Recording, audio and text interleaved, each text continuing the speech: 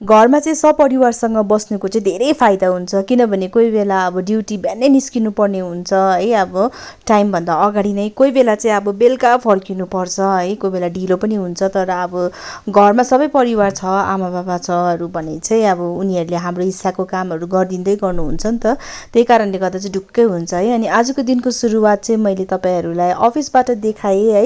अनि अफिसमा पनि आजभोलि एकदमै धेरै अब कामहरू भइरहेको छ, किनभने अब भोट पनि आउन आँट्यो नि त है, त्यही रिलेटेडै अब न्युजहरू पनि पुरा आउँछ, अब इन्टरभ्यूहरू लिनु पर्नेहरू हुन्छ है। तर आज एउटा इन्टरभ्यू चाहिँ हामीले अब पर्खिरहेको थियो, त्यो चाहिँ क्यान्सल भयो, केही पनि छैन है।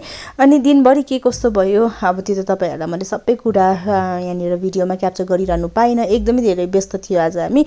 अनि म चाहिँ अफिसबाट हतार हतार गरेर चाहिँ फर्किँदैछु।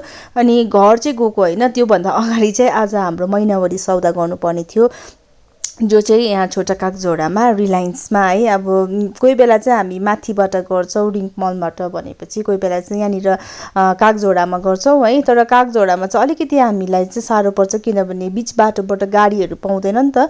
अन्त म चाहिँ यस्तो लाग्छ कि डालीमा पनि यस्तो सपिङ मलहरू एउटा भएको भए चाहिँ कस्तो सजिलो हुन्थ्यो यो वरिपरिकोलाई भनेर चाहिँ क्या अब बेला बेलामा चाहिँ सोच्छु।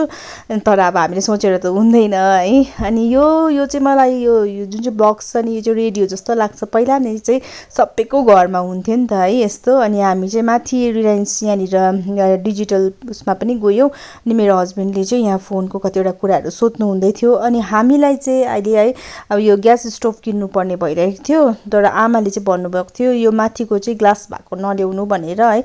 अनि हामीले चाहिँ त्यो ग्लास नभएको चाहिँ पाइनँ मिन्स हामीले ज्यादा हेरेन पनि है, अब त्यो कुनै दिन अब लानु पर्ला।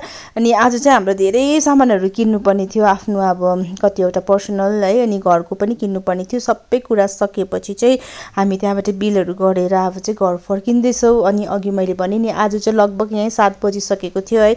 घरमा आमा बाबा छ र चाहिँ ढुक्कै हुन्छ है।